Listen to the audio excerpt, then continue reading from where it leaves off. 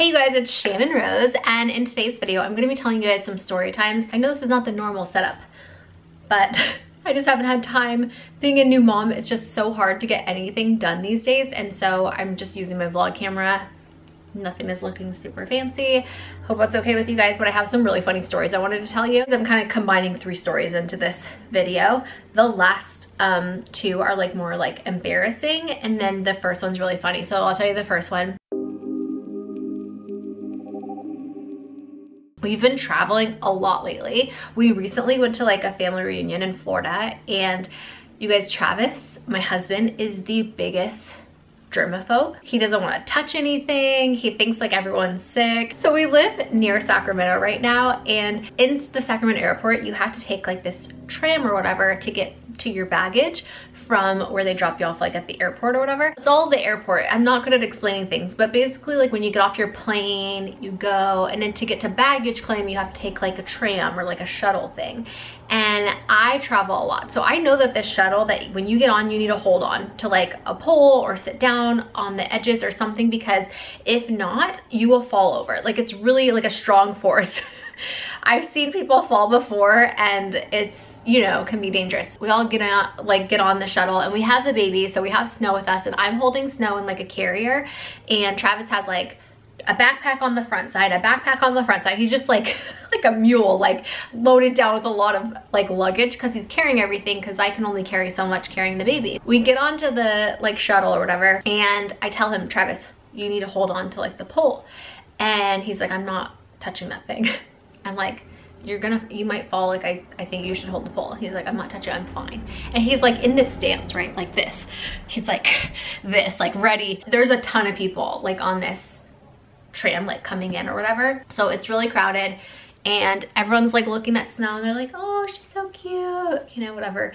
And I'm like, thanks. And I see Travis like looking to make sure like no one's touching Snow or like grabbing her hand, because everyone like that sees a baby, they're like, oh, they're so cute. And a lot of people kind of don't have boundaries when it comes to like strangers' kids. They want to like come up and touch the baby and like, you know, rub the baby's hands or whatever. And Travis freaks out, because when you're traveling, a lot of people are sick or like touching things, and they don't wash their hands. They always say like, wash your hands before you touch the baby. And you know, especially when they're little, because they can get sick easily, and then it's dangerous if they get sick and they're really tiny. Even though Snow is a little bit older now, I'm even kind of like a little freaked out about that. And so Travis is staring, and this lady next to me is like, oh, she's so cute, and getting really close to the baby, and Travis is like staring, and I know Travis is looking and like just praying to God that the lady doesn't grab her hand, like, you know, touch her hand and be like, oh, hi, baby.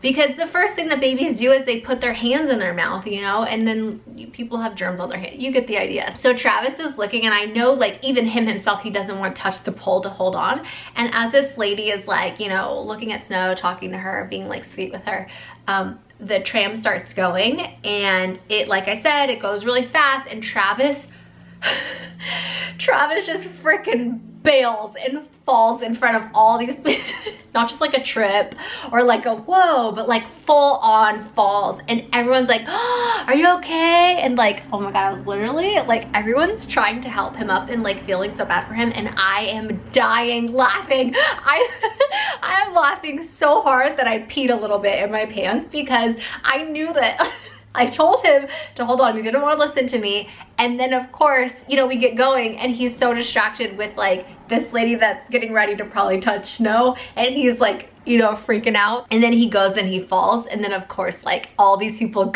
go to help him up with their hands. And I know he's dying on the inside, like wanting to scream, because he's such a germaphobe, and now all these people are trying to help him up and like touch him. And he was probably like freaking out. He gets up and he's like, there was a reason I wasn't holding the pole. And like, you know, try to justify like why he fell.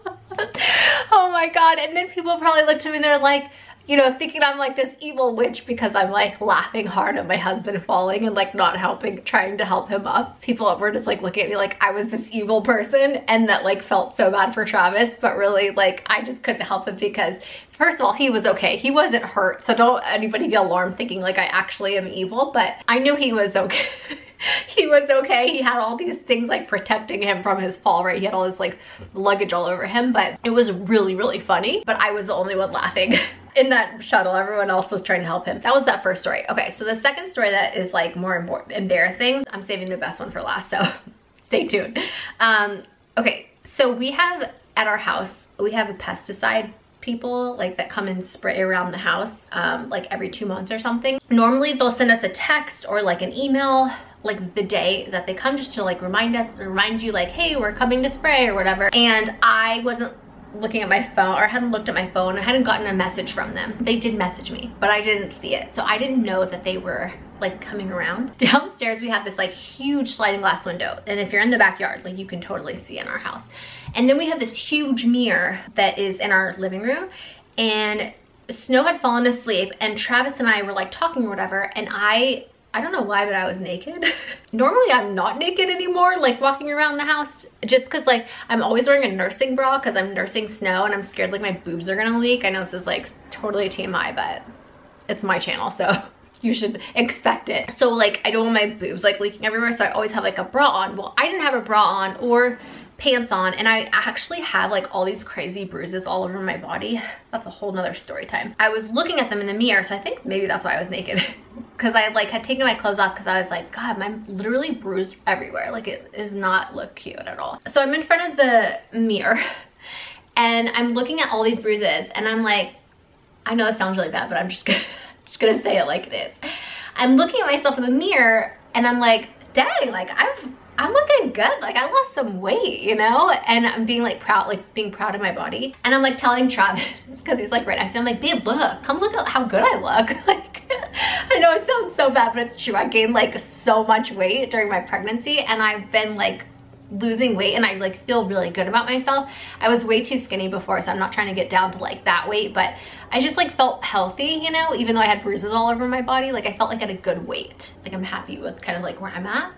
I think I could still lose like 5 pounds and like tone up a little bit, but like I feel good. So I was bragging at myself, looking at myself in the mirror, admiring myself, like, yeah, girl, you looking good. Like, mommy got it going on. And like, I was telling Travis, like I was trying to tell him, like, babe, like, look at how good I look. Like, could you notice I've lost weight? And he's like, yeah, babe, you look hot. And he like came over and he like was like standing next to me like in the mirror, and I like went to give him a hug. I'm like, oh, you love me again? Because you guys might not know this, but like when I gained like 65 or 70 pounds, I can't remember, it was a lot of weight. Like I gained a lot of weight during my pregnancy. My husband loves me very much, but he was not like attracted to me even though I was pregnant. And I know I don't want people to like get on his case or anything, but that's just Travis. Like he still loved me, but he wasn't attracted to that body type, if that makes sense. We were like joking and he was like, yeah, and like not like getting frisky or anything. Like we weren't like starting to like hook up or like make out, but like he had like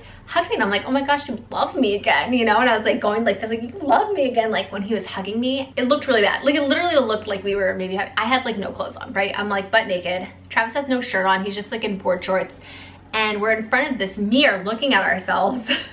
And I'm going like this with, I'm naked and his like, you know, he has no top on. So I'm like, and we're hugging like this, like just a picture. Now picture being the pesticide person, literally getting cobwebs and spraying like around our big sliding glass mirror, like right when you look in, that's what you're seeing. I didn't see him yet, but like Travis out of the corner of his eye saw the pesticide person. And like, I guess the pesticide person didn't think like, okay, I'm gonna like walk away and do a different part of the house, like if they're like hooking up in there. But like Travis saw him out of the corner of his eye, and he was like, oh, the pesticide guy's here, go put some clothes go put some clothes on, like, you know, like yelling at me to put clothes on. You guys know, like I did porn, so I look over at the guy like just zero, and he has got the biggest smile on his face, and he's I think he's like laughing because he's like, oh, I caught you guys, like you know, even though he didn't catch us, but it looked like he did. And oh my god, it was a little embarrassing, but kind of funny. I felt bad for the guy. The poor guy's probably scarred seeing me naked. Even though I thought I looked good from where I came from, I don't know what he was thinking. So it was just, it was gonna, like the messed up thing is that that's the same guy that comes every time. So he's probably like gonna come and be like, oh, one of these freaking naked people are gonna be running around their house all naked as I'm spraying their house. you know, like hooking up or whatever. It was just like really like an awkward situation. So like, and Travis was so cute. He's like, hurry up, go put clothes on. As if the whole world hasn't seen me naked already. You know what I mean? But the whole world hasn't seen me naked after having a baby. So I feel bad for that, for that poor guy. Sorry, dude, if you happen to be watching this. I doubt he watches my channel, but you never know, just in case. Okay, so watch like someone that knows him watches my channel and like sends it, and he like knows exactly who we are. That would be kind of funny.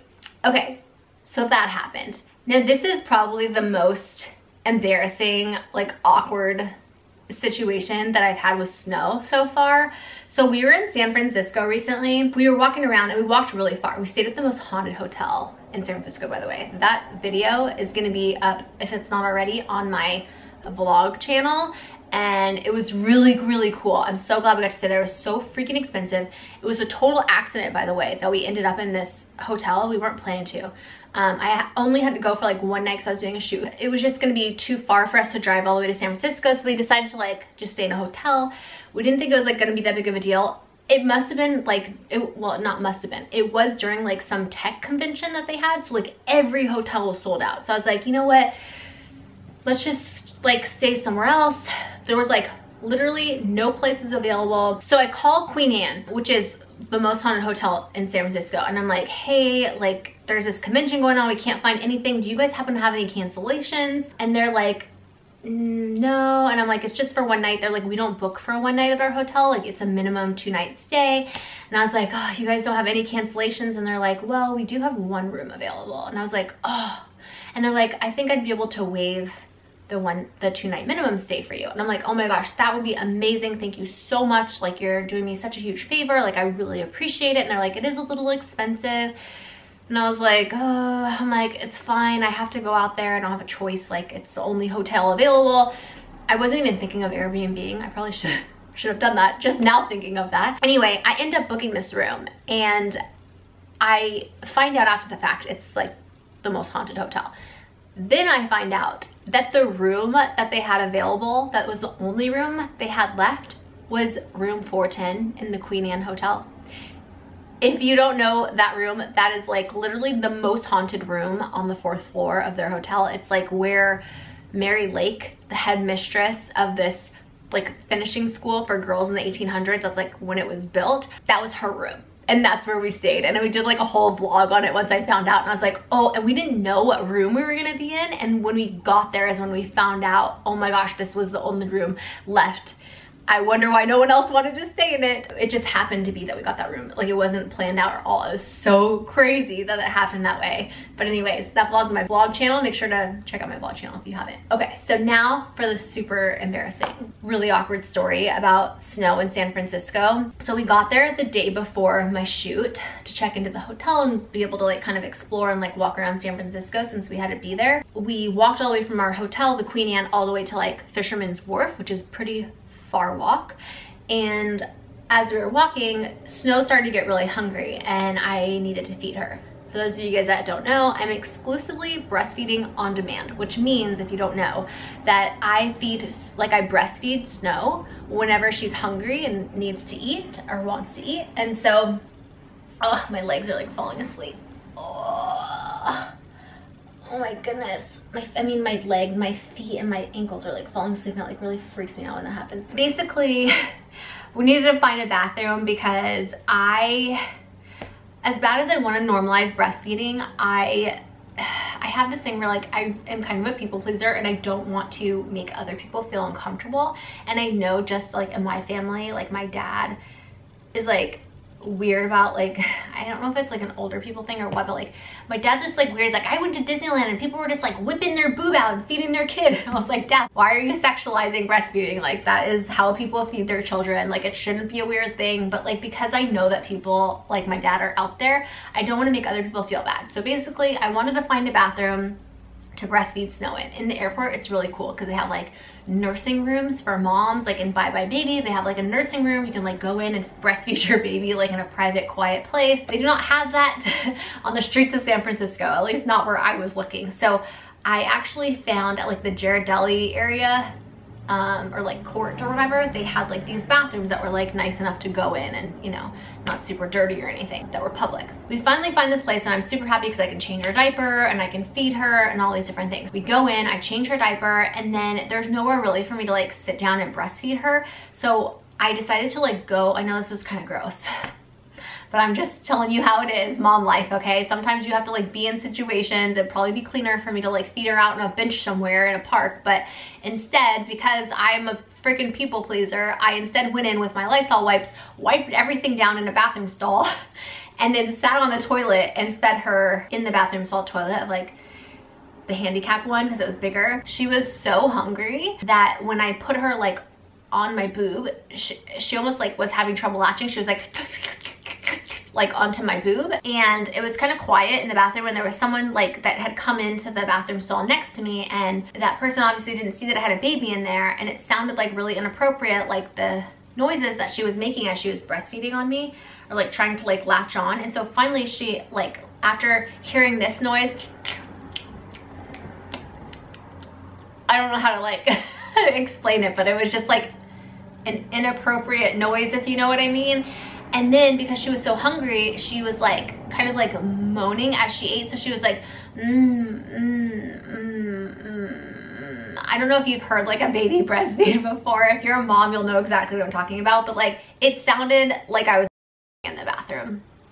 And I was just sitting there like, God, this does not sound good at all, you know? I didn't want to say anything, or like, I don't know, I didn't want to make it weird, and I didn't know if the person next to me like even cared, but all of a sudden, like after like a minute or two, the chick next to me was clearly pooping because she was in there for a while, and I could hear her going number 2. I know it's so gross, but I'm just telling you and giving you details of the story. She's pooping and I'm breastfeeding. It's a very gross situation, I know, but this is just kind of like, you got to do what you got to do when you're a mom, and I had to feed my baby. Snow was like making these sounds. I thought maybe the chick next to me in her head might have like been internalizing, like there's probably something inappropriate going on like in the stall next to me, but I like wasn't prepared for what happened next, which she was like, that is just disgusting, whatever you're doing in there. Like that's, and I know that she was talking to me because there was nobody else in the bathroom, and I was kind of shocked. I didn't really know like what to say. I didn't want to be like, I'm breastfeeding my baby, you know. I didn't, so I just didn't say anything, and I just let this chick think that like I was doing whatever, I don't know, whatever her imagination was thinking. And like I really so badly like wanted to come out like with the baby so that she knew that I was breastfeeding, but then I didn't even know if she thought like,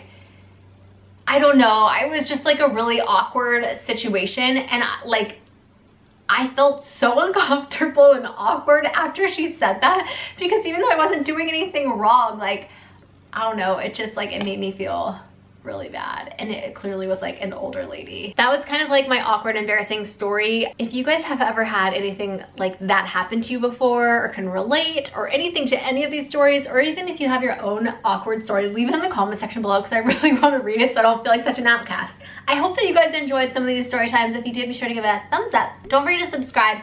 Let me know down in the comment section any requests, like video requests that you guys have for me. I make these videos for you guys, and I want to make you guys happy, so let me know what you want to see next. Thank you guys so much for watching. It means so much to me. I am sending you all my love and all my positive energy, and I hope to see you in my next video.